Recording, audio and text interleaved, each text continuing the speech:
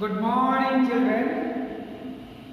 Today we will study the lesson number 8, and in this chapter we will study mainly these following topics. So the first topic is the health, second disease, its different kinds, and the different kinds of communicable diseases. Here I have written all the important diseases that cause different kinds of problem in our body. So first of all, we should understand the term that is called health. What is it? Health, actually the definition of health given by WHO, and they say that the health is complete physical, mental and social well-being. Means if a person physically, means with the body, physically, mentally with his or her brain, mentally and socially, means in his or her society, if he or she is well and living very comfortable life, means good life, then he or she will be called healthy. So what is the definition of health has been given in the book? It is the complete physical, mental and social well-being, and this definition of the health is given by WHO. We have to learn the same. Next, disease.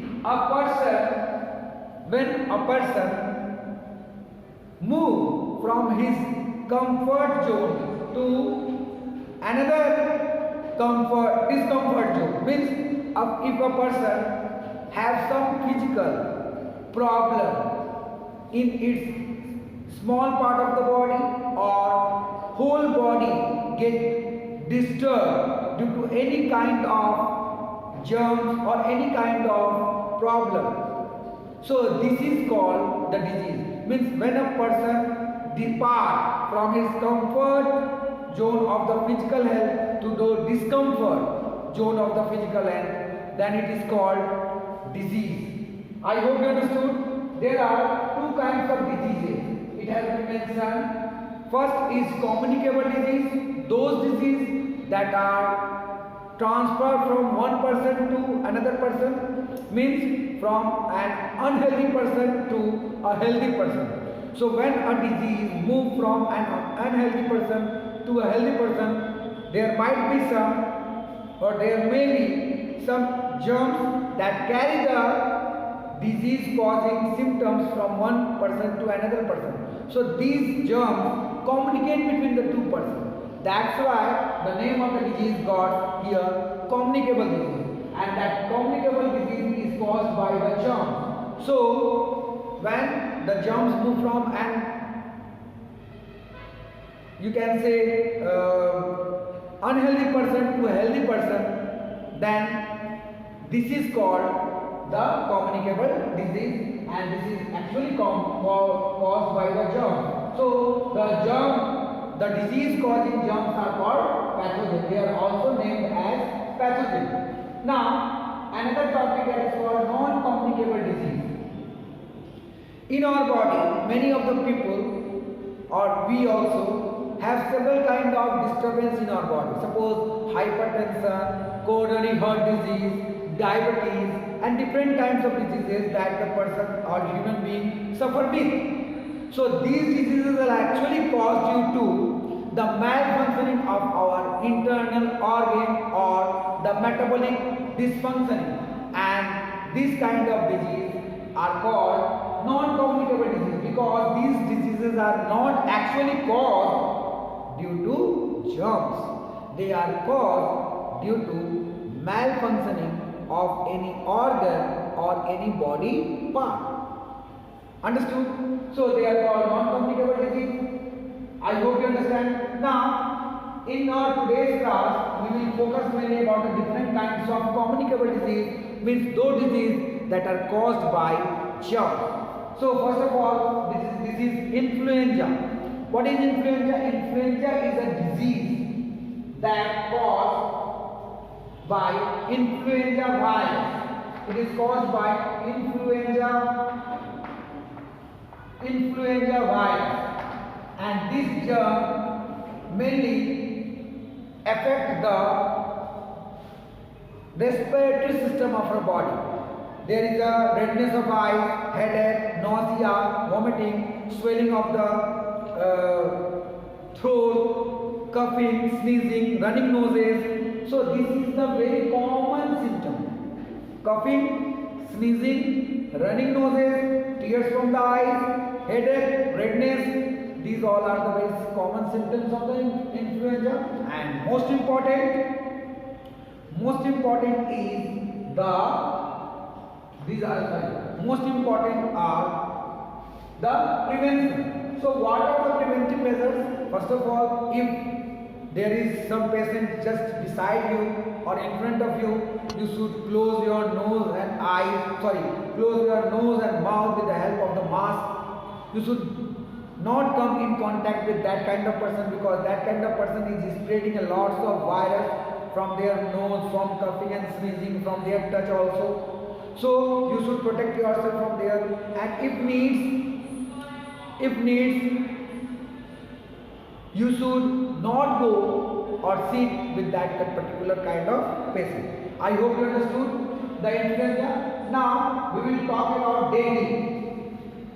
Dengue is actually caused by a virus that is called dengue virus, and that dengue virus is spread by Aedes mosquito.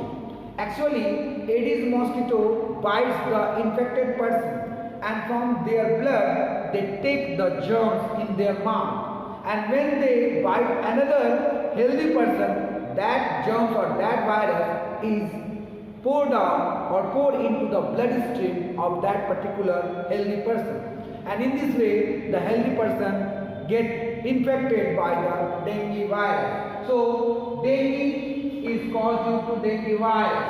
Okay, and these are actually spread by mosquito. So there must be some preventive measures. If you want to prevent this kind of disease, you have to sleep inside the mosquito net. You should have to utilize mosquito repellent. And what are the symptoms? There is many symptoms, means body pain, backache with a severe fever, headache, vomiting tendency. So these all are the common symptoms of the dengue, and it can be controlled if you control the population of the mosquito. So in this way, obviously some person if get infected, they have to go for the medical treatment and all. Now I am going to make you one more important disease, that is called malaria, and this malaria is obviously a mosquito-borne disease, or you can say vector-borne disease. Means those insects which spread the disease from an infected person to healthy person, they are called vector. So mosquito is the vector which spread the disease from an unhealthy person to a healthy person. So malaria is caused by Plasmodium vivax, or Plasmodium falciparum, or Plasmodium malaria. There are so many germs are there for malaria, and they are mostly protozoa. So these germs are obviously taken by the mosquito on biting to the unhealthy person, and when they bite another healthy person, they give out that germ in that particular person. So in this way malaria gets spread with the mosquito. So the mosquito population should be prevented or controlled, and this is the only preventive measures to prevent yourself. Obviously you should utilize mosquito repellent and all. So what are the symptoms of this malaria? This is the same. There is a severe fever, rise of fever with the chill. Means if there is a fever, there is a chill. Chill means there is a very severe chill is there. Okay, it comes after the interval of 24, 36 or 72 hours. There is a vomiting tendency. There is a much weakness, and these all are the common symptoms of malaria. Now we will study about measles. Measles is actually caused by rubeola virus. Rubeola virus. Okay. So this virus mainly cause the different parts of our body. It cause headache, it cause running nose, it cause fever, it cause nausea. Nausea means vomiting tendency. So these all are the very simple characteristics of measles. But one most important symptom of this disease, that there is a lot of small blisters, red color blisters that come on the surface of the skin. Red color small spots come on the surface of the skin, and that gives the very peculiar symptom of measles. And obviously it can be controlled by immunization. Means if you take a particular vaccine against this measles, you can control this kind of disease. Now we are talking about chikungunya. Chikungunya is obviously caused by mosquito. Means again the same disease is caused by chikungunya virus.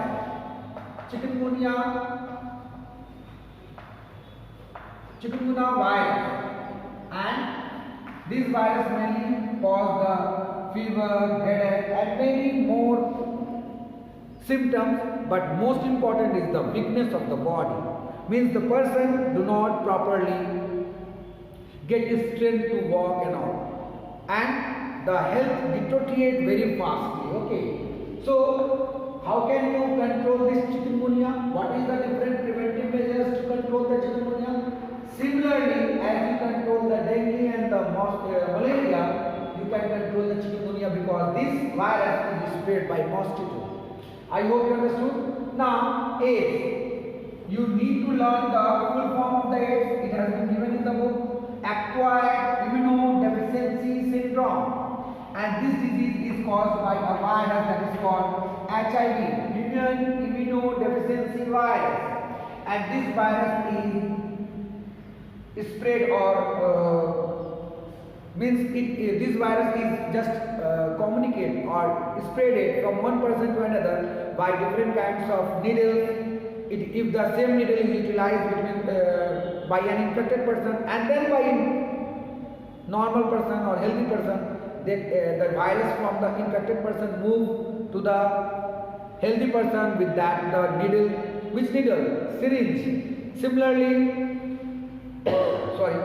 Similarly, if that virus can be transfused with the blood transfusion, suppose if someone has given the blood or donate the blood and he or she is AIDS patient, then the virus can come into the blood on the transfusing the blood to the healthy person. That person can also get infected of that disease. So anyhow, this kind of diseases can be spread. It can be spread by an infected mother to her child as well by feeding her breast. So there are different means of spreading of disease. It is caused by the HIV virus.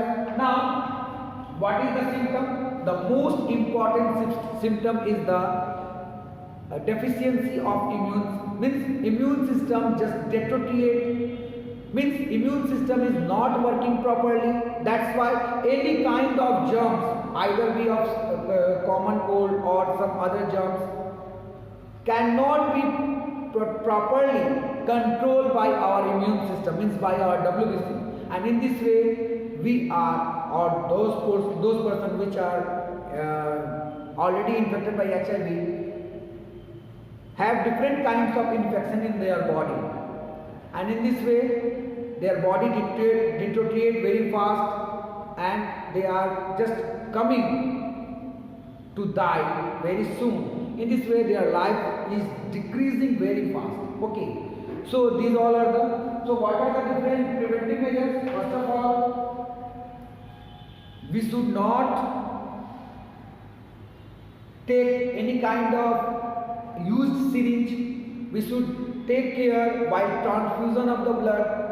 It could be checked whether it is good or means secure to take in or transfusion and all. And if there is a patient of HIV, they could go for the treatment properly. Okay, their blood should be tested well, and that could be informed to the other person so that they can prevent. Although sitting with the AIDS people, person who have AIDS is not spreading this way. Okay, this can be spreaded with the blood only. So if you know how the disease is spreading, you can protect yourself. Understood? Sitting with them, eating with them cannot spread the disease. Okay, for today that's that much. In your next class we will study other topic as well. Okay, thank you, bye bye.